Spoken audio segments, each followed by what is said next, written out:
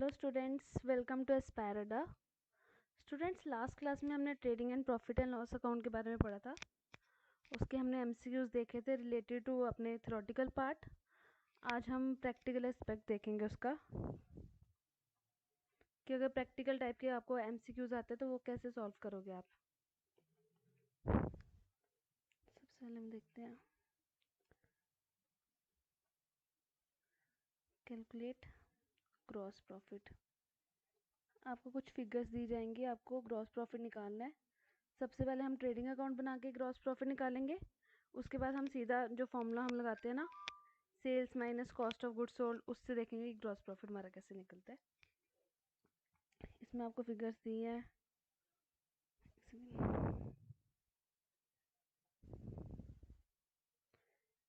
Opening stock आपको दिया 36,000 का। सेल्स आपको दी है 2,10,000। परचेजेस आपको दी है 1,60,000। कैरेज इनवर्ड दिया आपको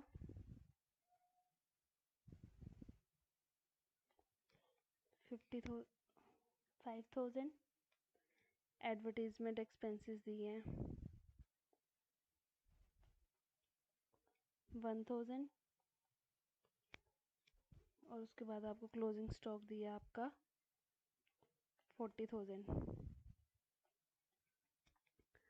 सबसे पहले हम बनाएंगे अपना ट्रेडिंग अकाउंट।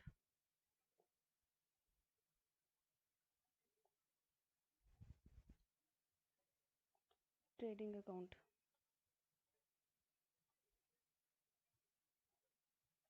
इसका फॉर्मेट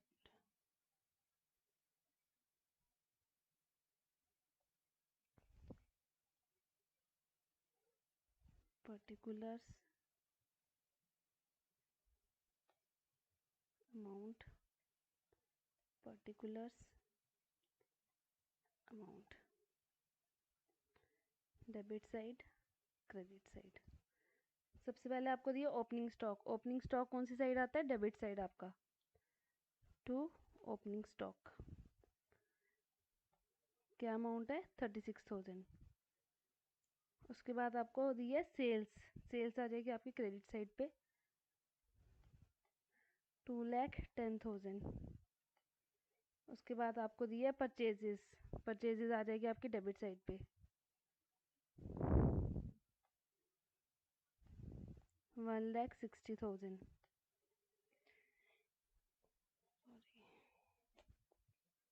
उसके बाद आपको दिया carriage inward. Student, carriage inward हमारा क्या होता है? ये हमारे डायरेक्ट एक्सपेंसेस है, क्योंकि प्रोडक्ट के बनने तक की कॉस्ट जो होती है वो हमारी आती है ट्रेडिंग अकाउंट में, और उसके बाद जो कॉस्ट पड़ती है हमें सेल्स पे वो आती है हमारी प्रॉफिट एंड लॉस में। कैरेज इनवर्ड का मतलब होता है जो हम फ्रेट पे कर रहे हैं फैक्ट्री तक लाने के, मतलब प्रोडक्ट को फैक्ट्री तक लाने का जो हम फ्रेट पे कर रहे हैं उसको हम कैरेज इनवर्ड बोलते हैं, और फैक्ट्री से बेचने तक का फ्रेट हम जो पे कर रहे हैं उसको हम कैरेज आउटवर्ड बोलते हैं। और ये फ्रेट इनवर्ड दिया है तो ये हमारा ट्रेडिंग अकाउंट का पार्ट बनेगा। 5,000 कैरेज इनवर्ड 5,000। उसके बाद आपको दिया है advertisement expenses. Student, advertisement expenses हमारे परचेजेस का पार्ट है कि सेल्स का पार्ट है? ये हमारा सेल्स का है, क्योंकि जब प्रोडक्ट बन के तैयार हो जाता है उसके बाद हम उसकी एडवर्टीजमेंट करते हैं उसको बेचने के लिए, कि हम ये प्रोडक्ट बेच रहे हैं और इसकी हम एडवर्टीजमेंट कर रहे हैं। तो ये हमारा प्रॉफिट एंड लॉस का पार्ट बनेगा। ये हमारा इनडायरेक्ट एक्सपेंस है, ना कि डायरेक्ट एक्सपेंस। तो ये तो ट्रेडिंग अकाउंट का पार्ट है ही नहीं है, तो हम इसको ट्रेडिंग अकाउंट में नहीं लेंगे। उसके बाद आ गया हमारा क्लोजिंग स्टॉक। क्लोजिंग स्टॉक दिया 40,000। ये आ जाएगा क्रेडिट साइड पे closing stock 40,000। Student, credit side का टोटल आ रहा है हमारा 2,50,000 और डेबिट साइड का टोटल आ रहा है हमारा 2,01,000। तो क्रेडिट साइड हमारी बड़ी आ रही है तो उसका टोटल हम लिखेंगे 2,50,000 दोनों साइड पे। अगर क्रेडिट साइड बड़ी आ रही है तो हमारी इनकम वाली साइड बड़ी आ रही है, तो हमारा ये क्या हो जाएगा? ग्रॉस प्रॉफिट हमारी इसमें आ जाएगी बैलेंसिंग फिगर। अगर डेबिट साइड बड़ी आती तो क्रेडिट साइड में हमारा ग्रॉस लॉस होता, क्योंकि डेबिट साइड में एक्सपेंसेस हमारे ज़्यादा आ रहे हैं। बैलेंसिंग फिगर आ रही है हमारी 49,000, ये हमारा ग्रॉस प्रॉफिट निकल गया। अब इसको बिना ट्रेडिंग अकाउंट के अगर हमने ग्रॉस प्रॉफिट निकालना हो तो वो कैसे निकलेगा, वो देखते हैं। ये तो हो गया पहला method.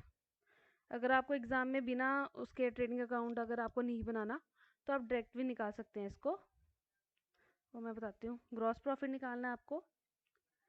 Gross profit equal to sales minus cost of goods sold. Sales की फिगर तो स्टूडेंट आपको दी, सॉरी, इस केस में सेल आ रही है आपकी 2,10,000, तो आप इधर अपने लिख दोगे 2,10,000। कॉस्ट ऑफ गुड्स सोल्ड आपको निकालना है। कॉस्ट ऑफ गुड्स सोल्ड का आपको फॉर्मूला पता है students. Cost of goods sold का फॉर्मूला होता है adjusted purchases plus direct expenses. Cost of goods sold क्या होता है स्टूडेंट्स, जो आप गुड्स बेच रहे हो उसकी कॉस्ट क्या है, तो उसमें आप परचेजेस ऐड करोगे प्लस आप करोगे डायरेक्ट एक्सपेंसेस, जो आपके डायरेक्ट परचेजेस से रिलेटेड है, एक्स खर्चे, आपका प्रोडक्ट फैक्ट्री तक लाने के जो खर्चे हैं, परचेजेस से रिलेटेड, मैन्युफैक्चरिंग से रिलेटेड जितने भी आपके एक्सपेंसेस आ रहे हैं वो सारे आपके डायरेक्ट एक्सपेंसेस में आ जाएंगे। और एडजस्टेड परचेजेस का फॉर्मूला था opening stock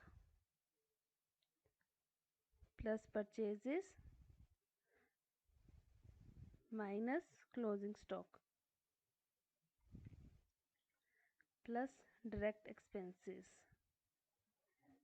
opening stock student कितना आपका 36,000, ठीक है।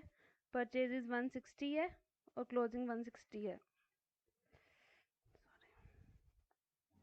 ओपनिंग स्टॉक आ रहा है आपका 36,000,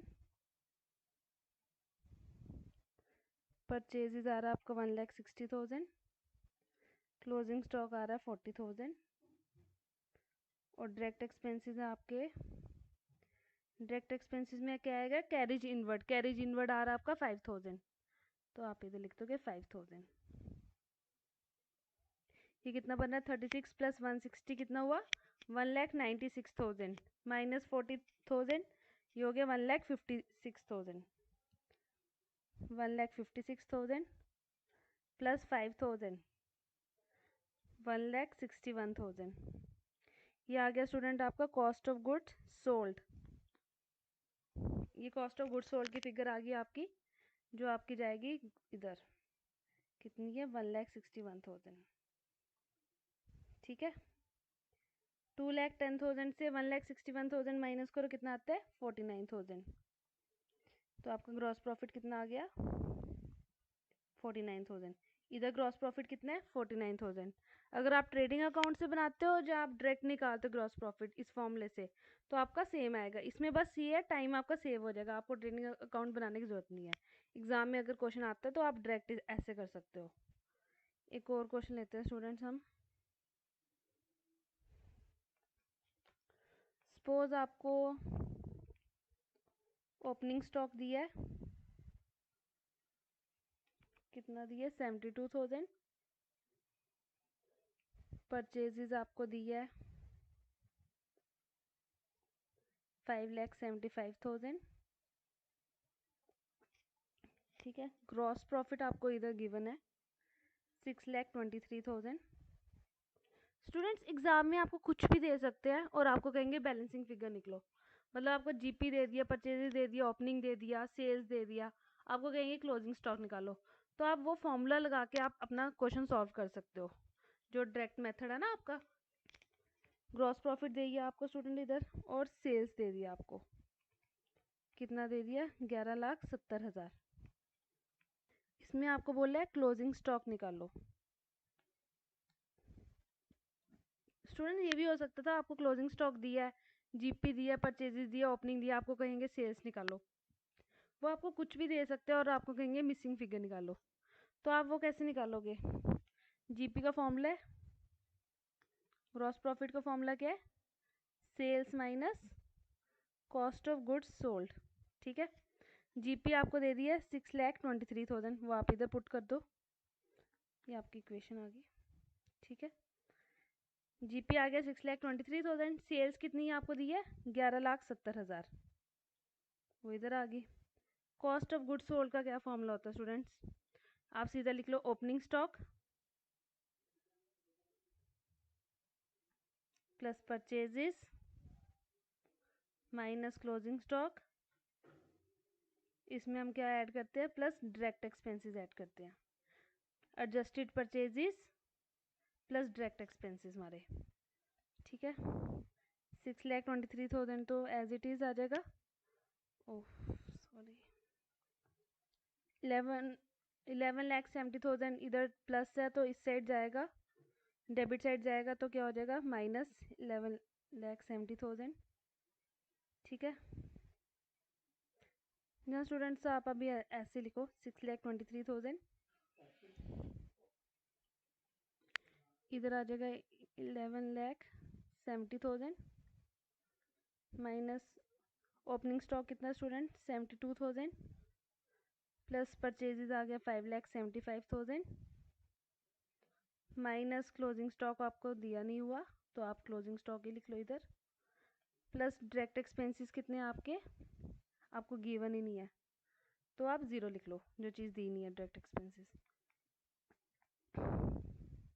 अब इसको सॉल्व करना है, सिंपल मैथ है अभी ये तो। 6,23,000, अब आप ले जाओ 11,70,000 माइनस में आ जाएगा, इस साइड जाएगा माइनस, ब्रैकेट के बाहर माइनस है तो 72,000 प्लस 5,75,000 कितना होता है? ये आपका आ गया 6,47,000 माइनस क्लोजिंग स्टॉक। ठीक है, 6,23,000 माइनस 11,70,000 कितना हुआ? माइनस करके इसको आ गया 5,47,000 माइनस में, ये भी आपका माइनस में है 6,47,000 क्योंकि प्लस से बाहर माइनस है, माइनस क्लोजिंग स्टॉक। अब 5,47,000 प्लस स्टूडेंट 6,47,000 तो माइनस में आ गया, ये माइनस है क्लोजिंग स्टॉक, माइनस बाहर भी माइनस है, माइनस माइनस प्लस हो जाता है, ये हो गया 6,47,000 इधर आया तो प्लस, इधर क्लोजिंग स्टॉक। आपकी क्लोजिंग स्टॉक की वैल्यू कितनी निकलेगी अब? Closing stock equal to 1 lakh. इस तरीके से स्टूडेंट हमारी मिसिंग फिगर निकल जाएगी। पूरा देख लो कैसे फॉर्मूला लगाया है। सबसे पहले हमने देखा हमारे पास दिया गया था opening stock, purchases, GP, sales, closing stock निकाला था। जीपी का फॉर्मूला लगाया हमने sales minus cost of goods sold. GP given है आपको, सेल्स गिवन है, माइनस इसमें कॉस्ट ऑफ गुड्स सोल्ड का लगा दिया आपने फॉर्मूला पूरा। बस उसके बाद तो सिंपल मैथ है, एक बार आपने फिगर्स पुट कर दी इसमें। स्टूडेंट्स आपको एक और टाइप के क्वेश्चन आ सकते हैं जिसमें आपको रेशियोज दी होंगी, मतलब आपको सेल्स,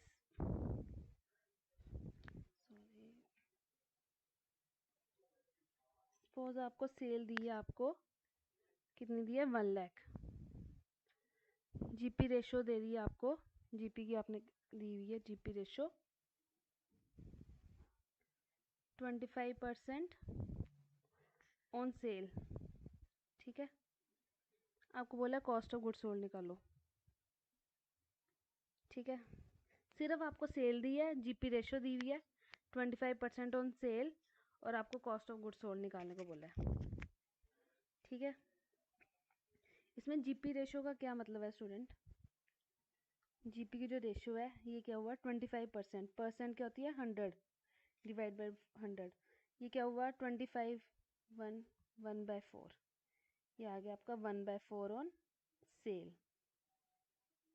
ठीक है, अब आपका क्या फॉर्मूला होगा? GP equal to sales minus cost of goods sold.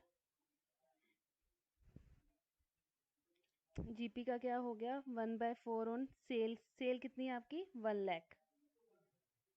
ठीक है, इधर सेल आ गई 1 lakh minus cost of goods sold, कितना हो गया? 4 कितना हो गया, 1,00,000 को 4 से डिवाइड करोगे स्टूडेंट्स कितना आएगा आपका, ये आ जाएगा आपका 25,000।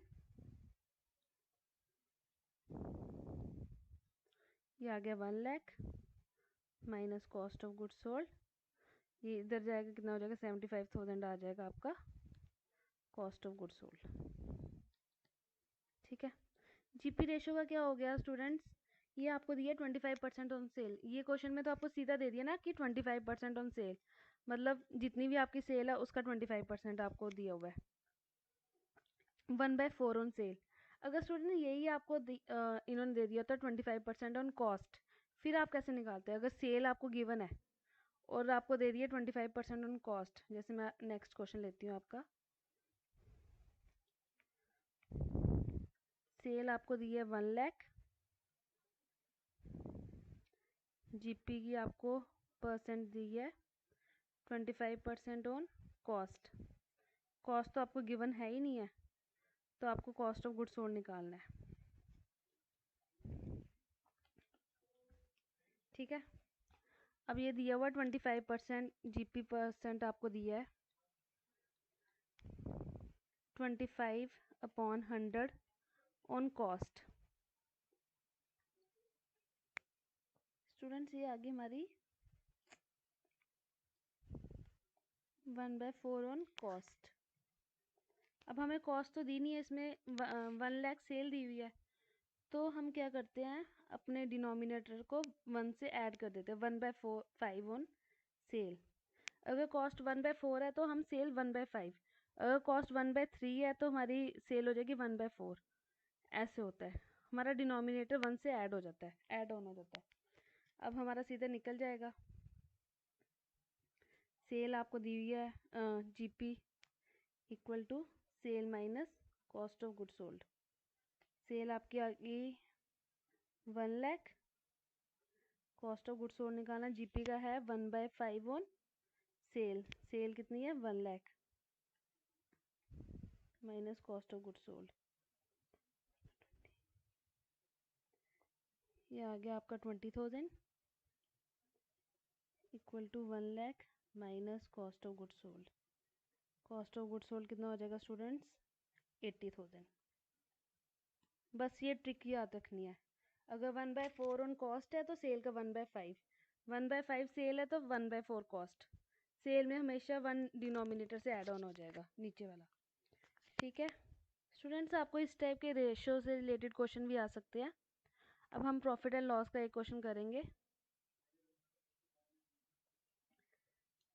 आपको क्वेश्चन दिया है जिसमें आपको जीपी दिया हुआ है 4,20,000। ठीक है, सैलरी दी है आपको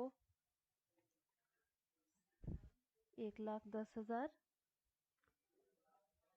डिस्काउंट अलाउ किया आपने किसी को, वो दिया आपको 19,000। ठीक है, और डिस्काउंट रिसीव अगर आपने किया है वो आपको दिया 18,000। बैड डेट आपको दिया 17,000।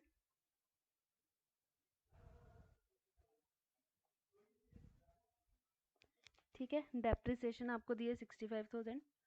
स्टूडेंट अभी तक आपको डेप्रिसिएशन का कंसेप्ट हमने पढ़ाया नहीं है, आपको बैलेंस शीट में पढ़ाएंगे। आप एज इट इज़ इसको एक्सपेंस अभी आप प्रॉफिट एंड लॉस में बुक कर लेना। ठीक है, उसके बाद आगे आपके लीगल चार्जेस,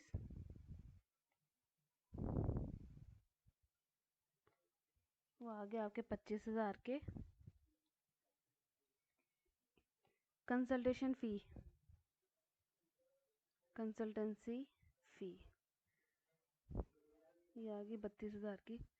कंसल्टेंसी फ़ी क्या होती है? अगर आप किसी को मिलने जाते हो तो आपको कोई अपना ओपिनियन देता है, एडवाइस देता है, तो आप उस चीज़ की भी फ़ीस चार्ज करते हैं। ऑडिट फीस ये आपको दी है 1,000। फिर इलेक्ट्रिसिटी चार्जेस ये आपको दिए 17,000। फिर आ गया आपका टेलीफोन पोस्टेज टेलीग्राम, इन सब का खर्चा एक साथ क्लब करके दिया हुआ है 12,000। उसके बाद आपको दिया स्टेशनरी, स्टेशनरी का खर्चा दिया हुआ आपको 27,000। फिर आपने कोई लोन लिया, उसके ऊपर आप इंटरेस्ट पे कर रहे हैं, इंटरेस्ट पेड ऑन लोन, ये आ गया आपका 70,000। आपको student profit and loss account बनाना है, उसमें आपको नेट प्रॉफिट निकालना है इसमें, तो वो हम बनाते हैं अपना प्रॉफिट एंड लॉस अकाउंट। इसके नीचे बना लेते हैं।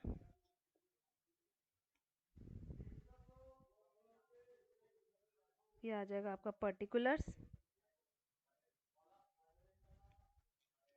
ये आ गया अमाउंट, क्रेडिट साइड पे भी आ गया आपका पर्टिकुलर्स अमाउंट, ये आ गई डेबिट साइड, ये आ गया आपकी credit side. Profit and loss account हमारा नॉमिनल अकाउंट होता है, जिसमें सारे एक्सपेंसेस और लॉसेस जितने भी होते हैं वो हमारे डेबिट साइड पे आते हैं, और सारे इनकम्स और गेन्स हमारी क्रेडिट साइड पे आती है। ठीक है स्टूडेंट्स, सबसे पहले जीपी, जीपी हमारा आ जाएगा क्रेडिट साइड पे, क्योंकि हमारी इनकम है 4,20,000।